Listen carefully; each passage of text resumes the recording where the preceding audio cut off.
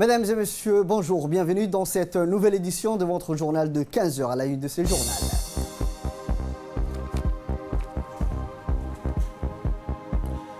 Le chef de l'État, M. Ismaël Omar Guelleh, a présidé aujourd'hui à l'ouverture officielle du sommet sur l'éducation équilibrée et inclusive.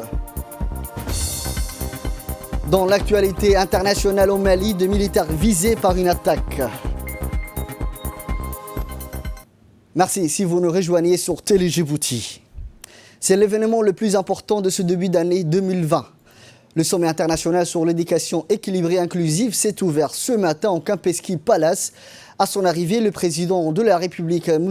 Ismaël Omar Guelleh, a été accueilli par le ministre de l'Éducation nationale et de la formation professionnelle, M. Moustapha Mohamed Mahamoud, et par le président de l'Education Relief Foundation, M. Mansour bin Moussallem.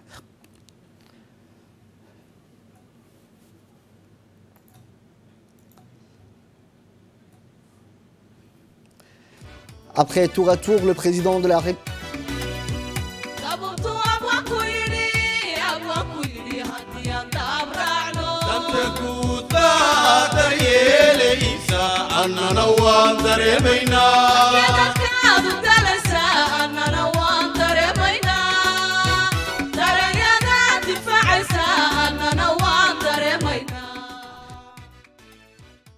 de la République, M. Ismaël Omar Guelleh et M. Mansour bin Salem ont souhaité la bienvenue aux différents chefs d'État, premiers ministres et ministres de gouvernement qui sont venus participer à ces sommets.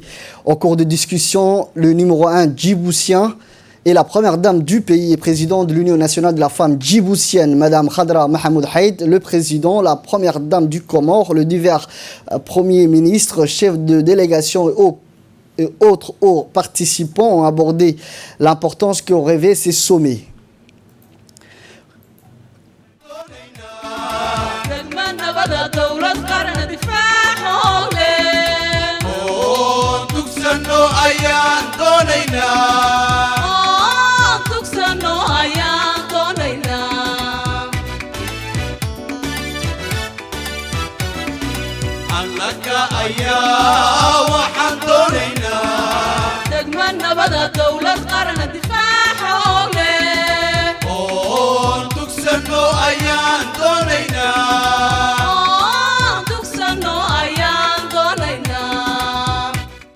Comment se unir pour parvenir à un système éducatif inclusif et de qualité, les voies et moyens pour transformer l'éducation afin qu'elle favorise des solutions locales en tenant compte de contextes culturels existants. Après cet entretien, le président de la République, M. Ismaël Omar Guelleh, a parrainé l'ouverture du sommet international sur l'éducation équilibrée et inclusive. Troisième de son édition, ce sommet international a rassemblé plus de 35 gouvernements des pays d'Afrique, d'Asie, du Moyen-Orient, du Pacifique, d'Amérique latine et des Caraïbes.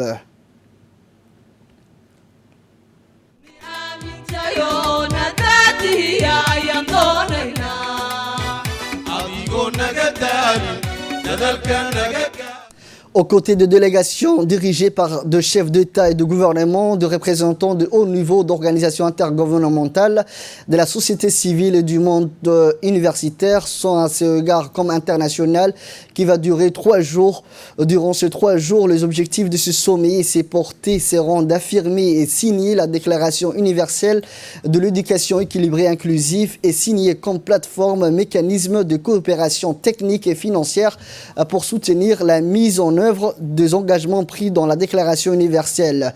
Ce sommet qui a rassemblé les nations du pays du Sud prenant la tête de la réforme de l'éducation prépare les sociétés et les communautés à affronter les défis et les opportunités de développement durable, incarner les inspirations partagées par de nombreux membres de la communauté internationale.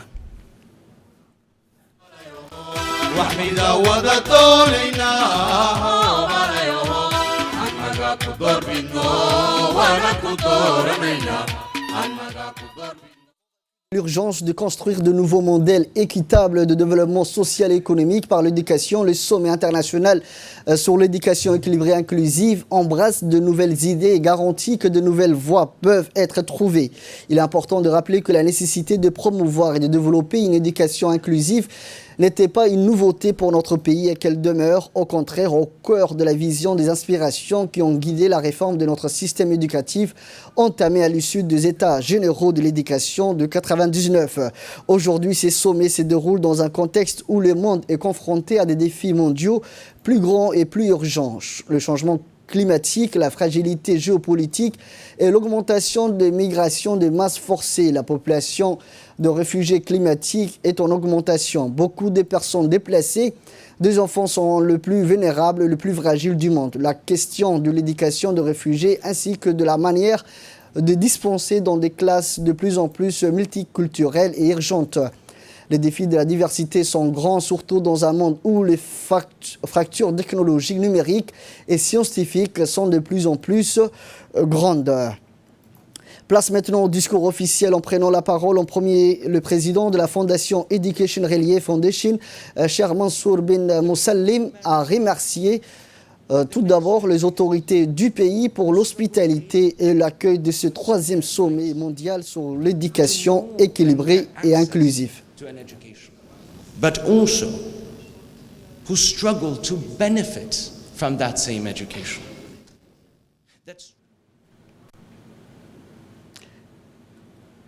Les ministres invités du Togo et du Niger se sont exprimés également à ces sommets. On l'écoute.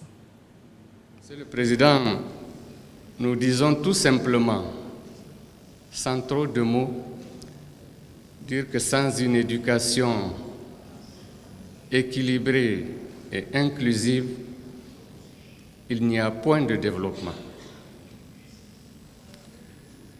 Par conséquent, au Niger, nous souscrivons totalement à ces initiatives et nous faisons de la participation à ce forum une véritable obligation pour notre développement futur, car les programmes que nous avons jusqu'ici développés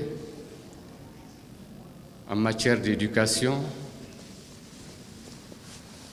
nous amènent à dire qu'effectivement, nous devons mettre l'accent sur l'équité et l'inclusivité pour garantir un développement socio-économique durable à nos pays.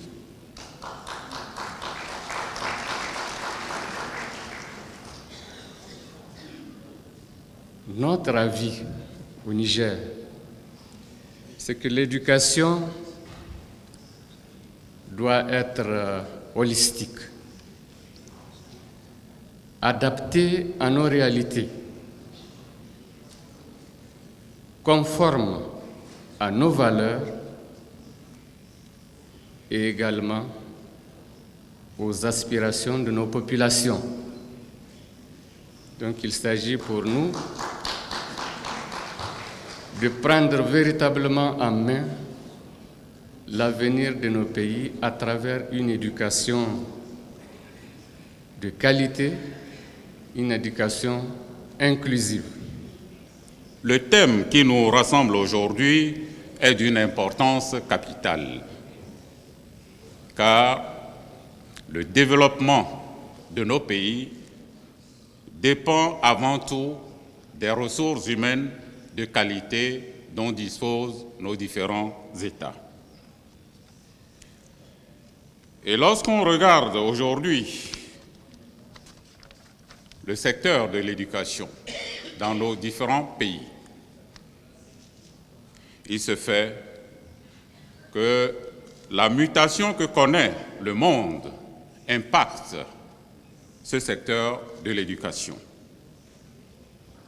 Ce faisant, les savoirs changent, les façons dont on peut accéder au savoir changent. Les nouvelles technologies de l'information et de la communication modifient la façon même d'étudier chez les apprenants et modifient également le rôle de l'enseignant, sa manière de travailler. Bref, la société change, l'école change les élèves changent et tout devient complexe. L'enseignant est au cœur de ces changements. Il les vit, il les subit parfois et il accompagne, pourquoi pas, il anticipe. Pour notre pays, le Togo, au regard de tous ces changements, l'école est au centre de notre politique de développement, la politique qui vient d'être rediscutée dans une approche inclusive, intégrant le secteur public, le secteur privé, la société civile et les différents leaders d'opinion. On écoute à présent le discours prononcé à cette occasion par le président de l'Union du Comore, M. Azali Assamouni. De la délégation de mon pays à Djibouti aujourd'hui est toute naturelle. Elle traduit l'importance que nous accordons à la question de l'éducation, inscrite comme priorité du gouvernement comorien pour l'année 2020.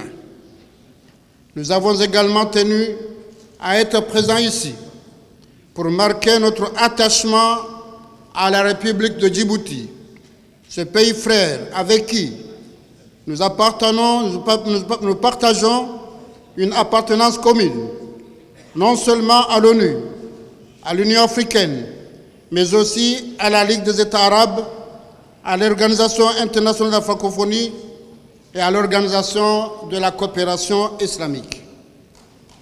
Djibouti a également forcé notre estime en prenant une part active à la conférence des partenaires de développement des Comores qui s'est tenue à Paris le mois de décembre dernier et en contribuant par son apport conséquent au financement du plan Comores émergentes présenté à cette occasion. Et je tiens à renouveler ici la gratitude du gouvernement et du peuple comorien au président de la République de Djibouti et au gouvernement et au peuple frère de Djibouti. Le président de la République, M. Ismaël Omar Guelleh, a dans son discours en arabe affirmé que l'éducation est à la base du développement durable. Il est donc au cœur de toute politique gouvernementale. Dans la plupart des pays du Sud, longtemps après les indépendances, notre système éducatif vacille toujours sur le poids de l'héritage colonial. C'est un fait objectif que nous partageons dans beaucoup de nos pays, a-t-il indiqué. Heureusement, beaucoup de nos pays se sont engagés dans un processus de réforme de notre système éducatif pour mieux l'adapter aux contraintes et aux besoins socio-économiques de notre société. À cet égard, nous avons organisé la conférence nationale sur l'éducation qui fixe des objectifs premiers pour l'éducation différents de la mission dite civilisatrice de l'époque coloniale. Ces réalisations sont désormais irréversibles, a-t-il conclu. Dans son discours en français, maintenant, le président de la République, M. Ismaël Omar Guelleh, a précisé que la communauté éducative attache de grandes attentes à cette grande messe de l'éducation équilibrée et inclusive qui devra aboutir sur la déclaration de Djibouti. On l'écoute. Mesdames et messieurs, grâce aux travaux de chercheurs de renommée mondiale et grâce à la persévérance de Education Relief Foundation, l'éducation inclusive et équilibrée n'est pas un concept purement théorique aujourd'hui. C'est un concept ouvert qui a ses piliers et sa méthodologie d'action.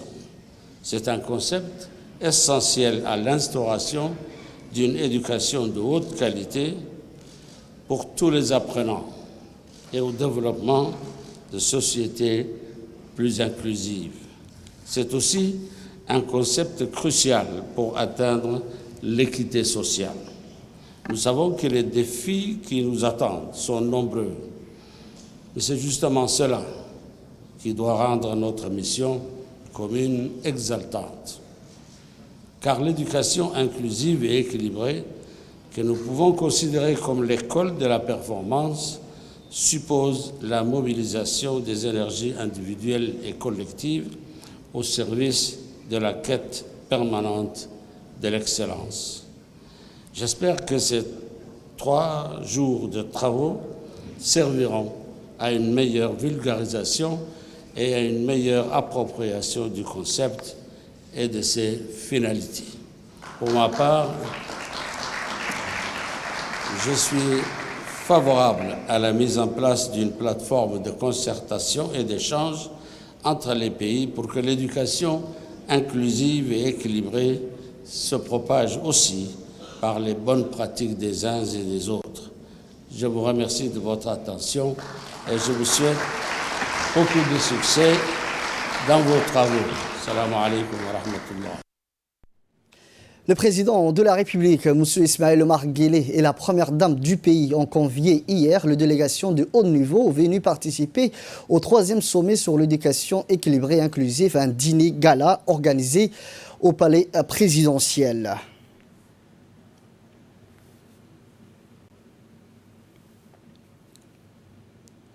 Cette délégation a été composée du président du Comore et son épouse, le président de la Fondation Education Relief, le premier ministre du Togo, du Niger, de l'Ouganda, le vice-premier ministre somélien ainsi que leur délégation qui l'accompagne dans ses déplacements.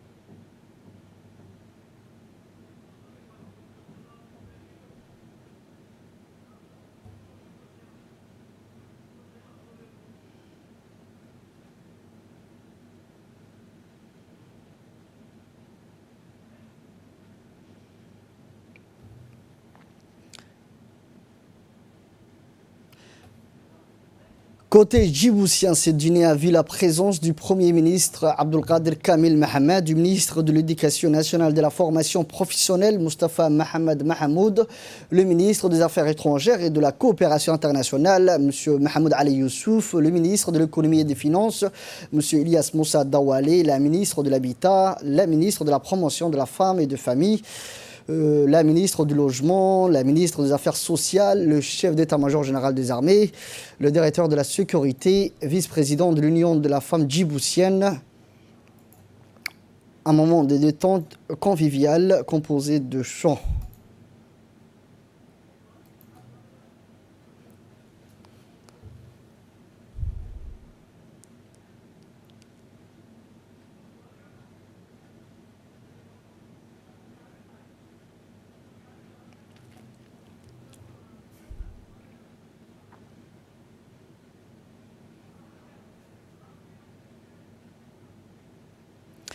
Le président de l'autorité des ports et des zones franches de Djibouti, M. Aboubakar Omar Haddi, a reçu hier 5 ambassadeurs représentant le Maroc, la Géorgie, le Malte, le Tuvalu et le Vanuatu auprès des Nations Unies. Cette rencontre fait suite à l'événement organisé le 5 décembre dernier par la mission diplomatique djiboutienne à New York et intitulé Djibouti, un pôle logistique de classe mondiale et une porte d'entrée commerciale pour libérer les potentiels de l'Afrique. Le port et une position stratégique sont certaines des spécificités communes dont partage ce pays de Djibouti. Le président de l'autorité des ports et des zones franches et les ambassadeurs ont échangé de points d'intérêt communs tels que le renforcement de capacités, le guichet unique. Ils ont tous salué la vision et les projets réalisés et ceux en cours de Djibouti. Rappelons que les diplomates ont aussi effectué une visite de la société de gestion des terminals conteneurs, le DMP, la nouvelle zone franche internationale, et le projet de développement industriel de Damerjouk.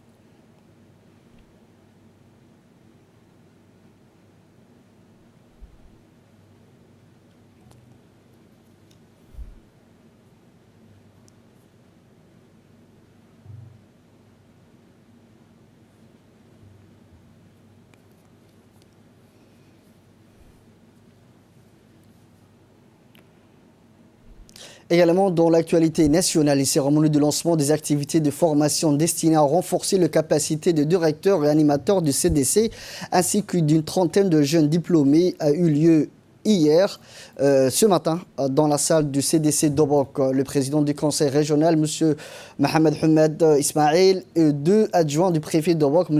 Amin Shamsa Saleh, ont présidé ces cérémonies en présence du directeur général de l'UNAP et sa délégation. Le sous-directeur régional du secrétariat d'État à la jeunesse du sport, le représentant de l'ANIFIP ont facilité la préparation technique et la réussite de cette mission. Ce programme de renforcement des capacités de 2 jours de l'INAP en faveur de responsables jeunes du CDC qui a démarré aujourd'hui dans la région d'Obok va se poursuivre dans les autres régions.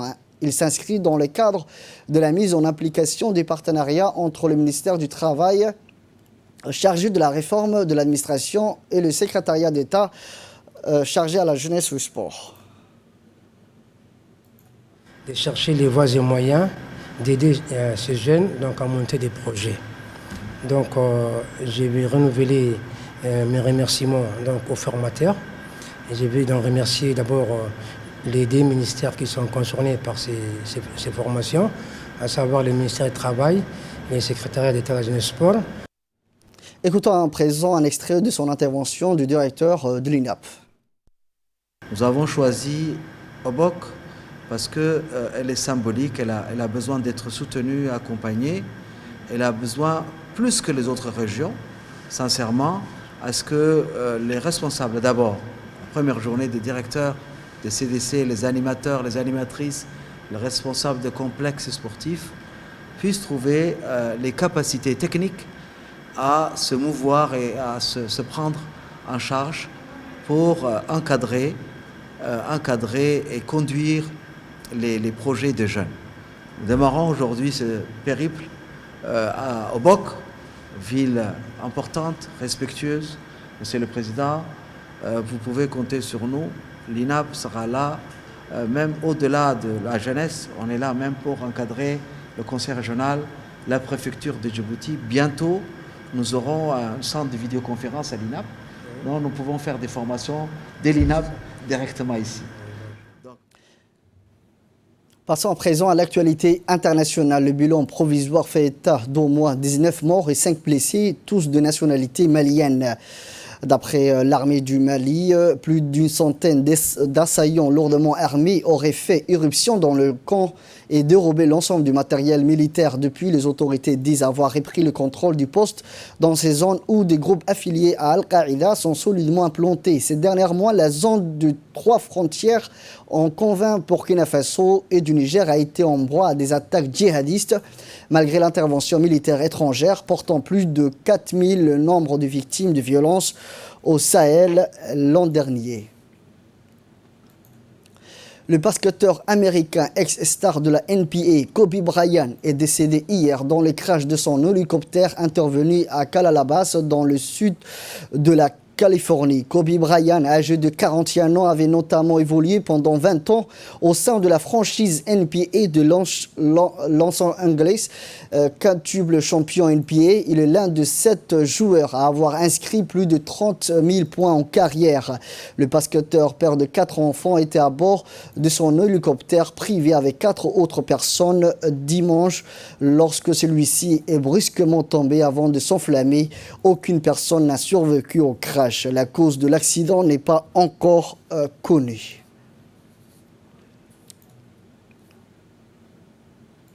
C'est tout pour ce journal. Merci à vous de l'avoir suivi. Restez avec nous. Le programme continue sur Télé Djibouti.